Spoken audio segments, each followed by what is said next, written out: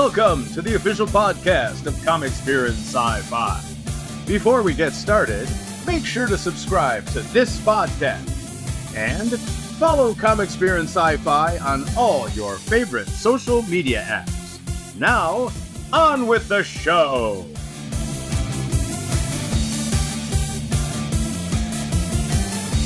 Hey, this is Mark at the Motor City Comic Con. I have a treat for you. I'm here with Shawn Ashmore. You recognize him from the X-Men. How you doing, brother? I'm doing great. How are you? I'm doing great. How has the con been treating you? Amazing. Yeah, this is my first time at this con. It's been really busy, great guests, really friendly people, so I've really enjoyed it. So how did you get started in acting? Oh, man. I have a twin brother named Aaron who's also still an actor, but we started when we were about 10 years old, just doing commercials, community theater, stuff like that as kids, and then we just kind of kept doing it, fell in love with performing, and, now 45, so for the last 35 years, it's what I've been doing. What was the process like when you got the job on the X-Men series? Well, I auditioned for it. We were in Toronto, which is where the first one shot, and yeah, I auditioned about 5 times. Finally got the role, and I was very stoked. I grew up reading Marvel books and watching the X-Men cartoon, so I was kind of already well-versed in the lore and in the character. Obviously, we made some changes between Bobby from the books and Bobby in the film. But yeah, I just kind of approached it like any other role. It's a human character that happens to have a special ability, and that's kind of how I approached it.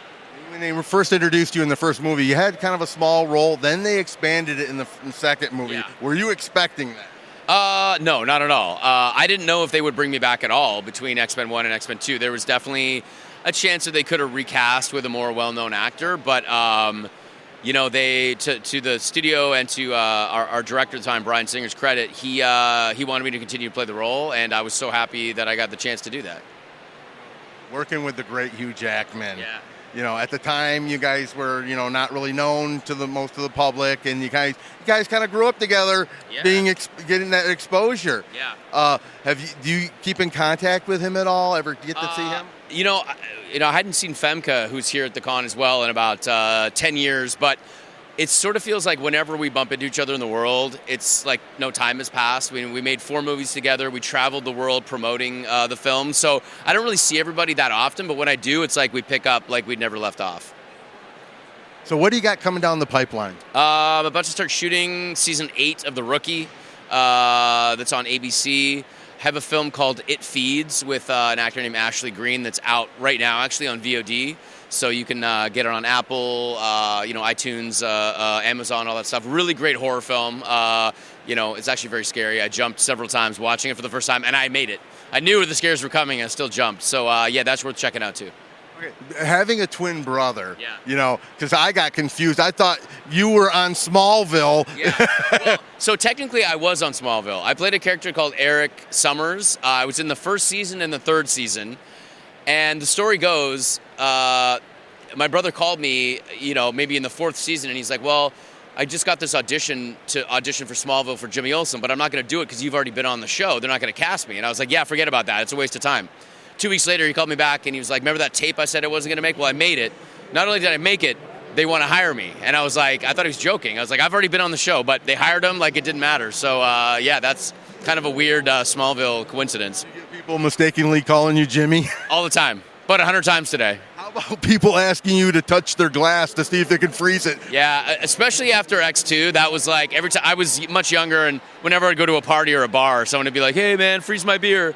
That doesn't happen as much anymore, but yeah, I used to get that a lot. Okay, Aaron, it was a pleasure speaking with you, brother. I'm Shawn. I got you messed up, Shawn. Oh, let me just start. Okay, Shawn, it was a pleasure speaking with you again. Thank you, man. Take care. Thanks a lot. You should keep the Aaron part in. You get you guys confused. Yes, it happens. Yes. And this is Mark at Motor City Comic Con with the Iceman.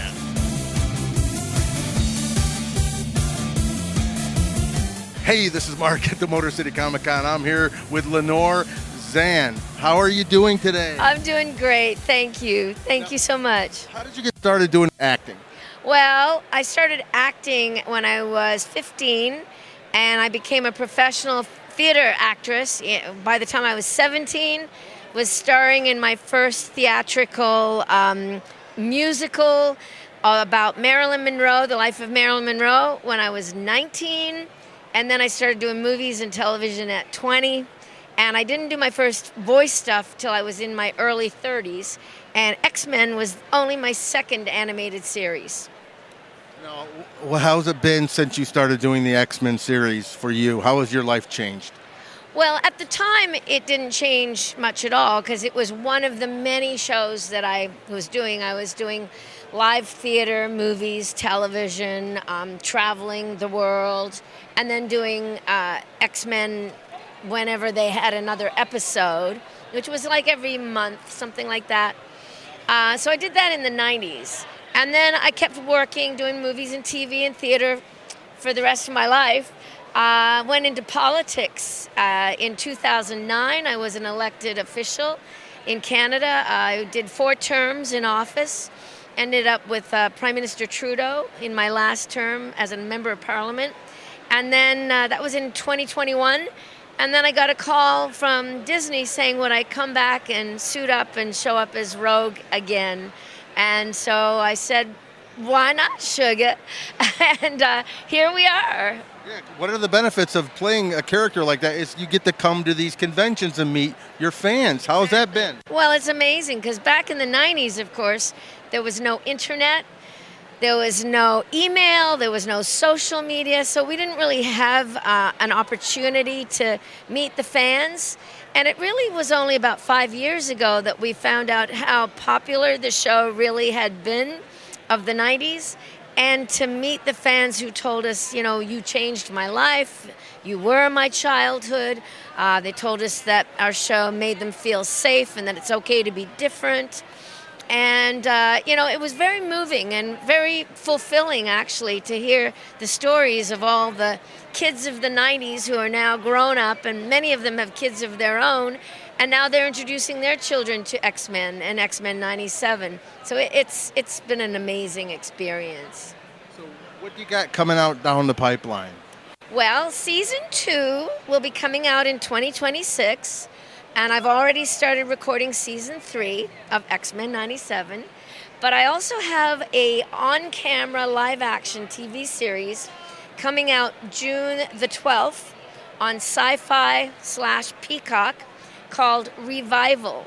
And that is the live-action version of the comic book series by Tim Seeley and Mike Norton called Revival. And I have a recurring role in that. So keep an eye out for it. I think you're going to love it. That's right, sugar. Come on down. Don't be shy. But you look about as nervous as a long-tailed cat in a room full of rocking chairs. Hey everyone, it's Nick with Comic Experience Sci-Fi. We're at Motor City Comic Con 2025. I'm here with the great Joe Rubinstein, one of the great inkers of my youth, growing up reading comic books in the 70s and in the 80s. Joe, is this your first time at Motor City Comic Con? I don't know. They all look alike to me. I know I was here 40 years ago, and the advice I was given was, don't leave the hotel. That sounds about right. So tell us how you became one of the great inkers. I started art school when I was 11 years old. I started to work in Neil Adams, Dick Giordano's studio as a gopher when I was 13. 15, I became Dick's assistant along with Wally Wood, Russ Heath. 17, I got my first job at DC, and 19, I got my first job at Marvel. And was it always, were you a big comic book fan and that was your career choice, or were you just trying to become an artist and see where that took you? No. I came to America from Israel when I was 5 years old, and my older cousin had comic books. I couldn't read the language. I looked at the pictures and got enamored with it, drew my own comics with crayons on lined paper, and, you know, that's all I've ever done my whole life. And then, so some of the highlights of your career, we'll kind of jump around, but the official handbook of the Marvel Universe. You hold the world record for inking the most pencilers, so this would be a good question to ask. Do you have a favorite penciler that you really enjoyed inking the most? Well, I enjoy the ones that are well drawn. I mean, the John Buscema, Gene Colan, Adam Hughes, Steve Bilson-Kevich, you know, so to challenge me to rise up to the occasion. Okay, and then of course you did the Wolverine miniseries. Wolverine was the big rock star of that period. How did you like doing that series? I don't know that I knew he was a big deal. Okay. Frank Miller came up to me at the offices and said, "You want to ink Wolverine for this miniseries we're doing?" Well, yeah. Who knew it would be, the rest of my life? I'm very glad, really happy that I'm associated with him. But it was just like, do the job the best you can. Okay. And then, of course, the Infinity Gauntlet. Now, what did you think of the Avengers movies that ended up tackling sort of that storyline? I thought the end games were wonderful. And the closest I've ever seen to my work come to life is when Thanos was fighting the Avengers. But that came more from my first job at Marvel, which was the Avengers 2-in-1 annual with Thanos. And it was very pleasing, especially since they made a movie of my Wolverine miniseries. And while it was a fine James Bond movie, it had almost nothing to do with my miniseries, so it was very disappointing. You're referring to The Wolverine? Whatever the hell it was called. The one where we went to Japan? Yeah. In Japan, loses his powers, fights a guy on a train just like James Bond. There's even a scene in the movie which is a steal from Never Say Never Again. I think the writers were going, we're not fooling anybody. This is James Bond. So what are you working on these days? Nothing. They don't know I'm alive. The companies never call me for any work, so I pretty much do commissions and conventions. I'd like to do comics again, just to say I'm doing comics again, but I don't think the companies are aware that I'm around. Is there still as much of a readership for comic books proper as there once was, do you think? You would have to ask somebody who does that, but I suspect there's so many different places to spend your money that, when comic books first started in the late 30s, early 40s, Daredevil, a different Daredevil, sold 4 million units a month, because where was your money going to go? Now it's everywhere. So if a book sells 100,000 units, it's a hit these days. Okay. Well, thanks a lot, Joe. We appreciate you giving us your time.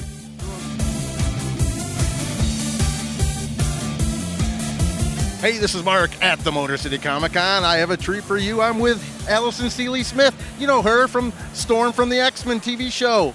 Animated show, that is. How are you doing? I am doing well. It is an absolute joy to be here. I'm meeting some absolutely fantastic people, and I love doing these cons, so it's good to be here. I'm good to be talking to you. Well, thank you very much. Tell me, how did you get started doing voiceover work and acting? Well, acting, I've been doing it for a long, long time. I started when I was barely 20 years old. I've done all kinds of theater. Live theater was always my first love.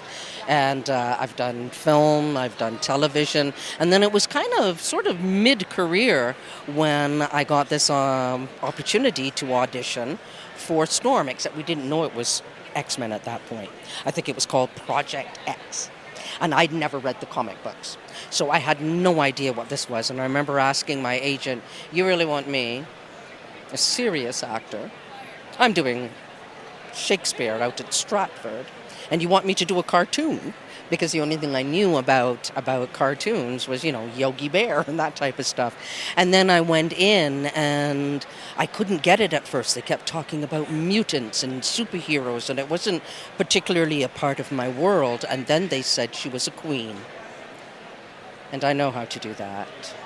And so I've been having lots of fun with her ever since. I mean, she is such an amazingly powerful character and so layered, and it's been an absolute hoot to do her. She plays into all of my strengths.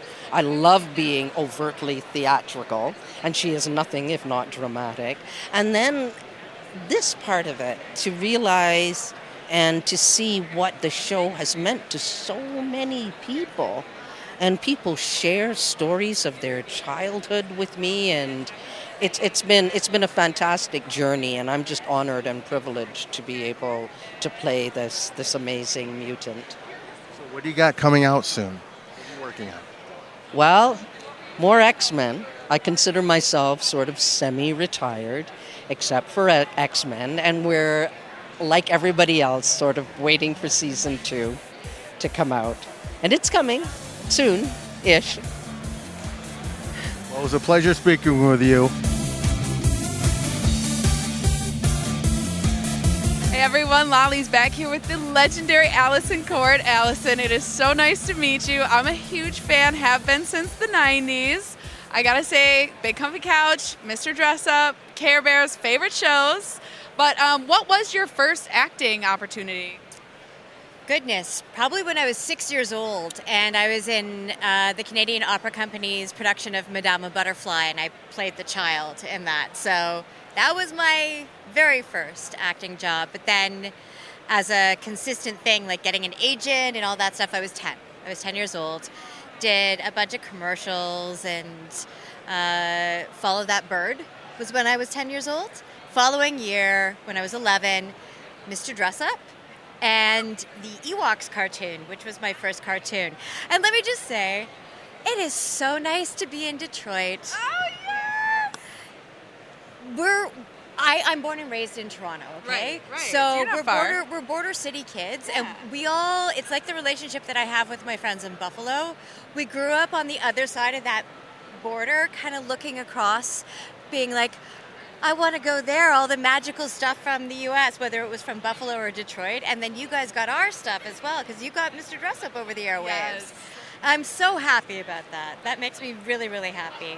Because what a wonderful show, too. I mean, and Mr. Rogers as well. And you know that the two of them were friends. No, I did not know that. They would be, though, right? They were friends. There's a beautiful documentary about Mr. Dress Up on Amazon Prime. I have to watch it. Yeah, and it talks about those early years, and Fred Rogers, actually, he was the one who got the job with the CBC to do the kids show, and they did it for one season, or part season, and then he got the call from PBS. He was getting his own show, so he was moving back to the States. He called his friend from art school, Ernie Coombs, who had done some puppets for him on some other stuff, and he was like, yeah, you should totally go do this show. It's perfect for you.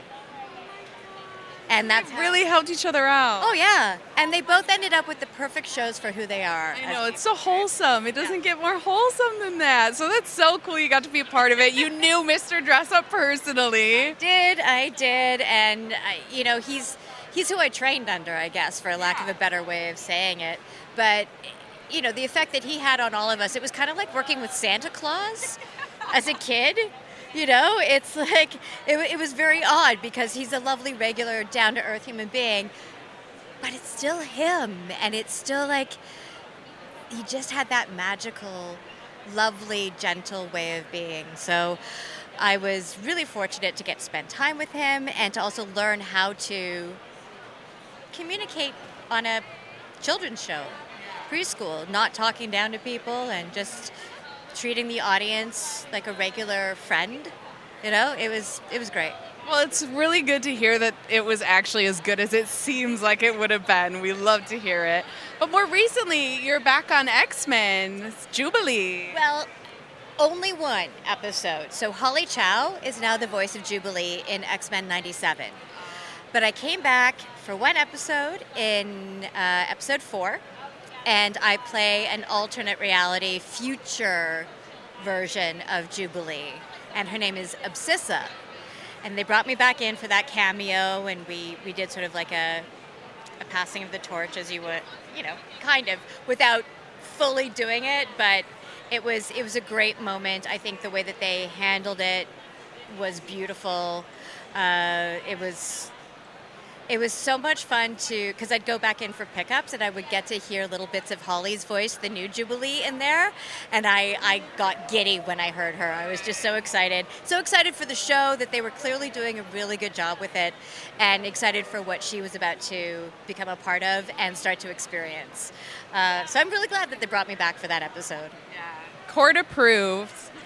And my big question, are you still doing your clock exercises? So normally the answer would be yes. Unfortunately, there was some dancing at an after party. Not First weekend in March. It was fun. It was good. Like, all of the con organizers and whatnot were kind of letting loose and dancing, and we're having a good time. And I did the splits, and it was fine. did the splits a second time and just heard a I tore my gluteal tendon. Oh yeah. Yeah. So this leg is great. This leg I'm like, ugh. So I have to, I'm actually going in for an MRI in like We can do 3 o'clock, we can't do 9 o'clock. Yeah. I mean, I can still, how old's your audience? Comics, beer, and sci-fi, so, you know. Okay, we're adults? Yeah. We're adults? Okay, so, I mean, I can still do 10 to 2 or quarter to 3, so we're fine there. But yeah, sometimes just the right leg straight over the head is a little tricky right now. So hopefully it's healing, and maybe a few months from now we'll be get back to our exercises. Yeah. And we love to see the classic Beetlejuice cartoon figurines. You guys have to come check out Allison's booth.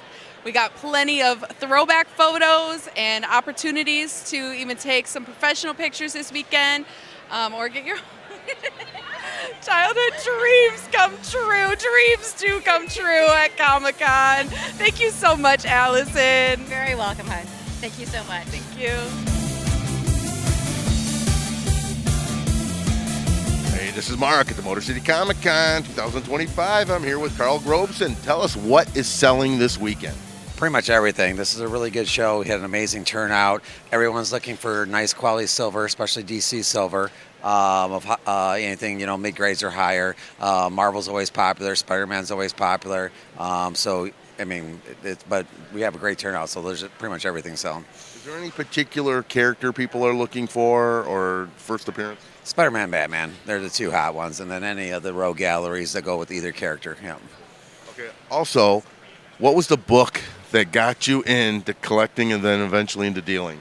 Well, I'm an X-Men guy. I actually own the entire run of X-Men. And the first comic I bought was X-Men 210, The Mutant Massacre. And I got that, and I started going that way. And then I went to Comic-Cons, local ones, and started working my way backwards to the point where I've now recently finished the run going backwards. So. Hopefully you didn't go broke. Fortunately, I did finish some of the early big books during the high COVID run. So, wife wasn't happy. Okay, and then from all your collection, what is the book that you will never part with, the most cherished book you have? Well, I won't part with any of my X-Men run. Now, I might upgrade if I find a nicer copy. Probably Giant Size X-Men #1 is my favorite book. The relaunch of the new X-Men with the first appearances of my favorite character, Colossus. So.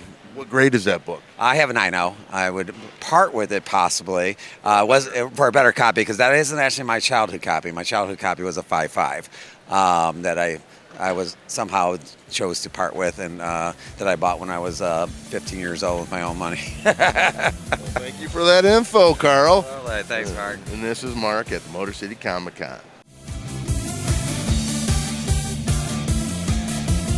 That's it for this episode of the Comics, Beer, and Sci-Fi Podcast. Thank you for listening, and we hope you'll join us next time.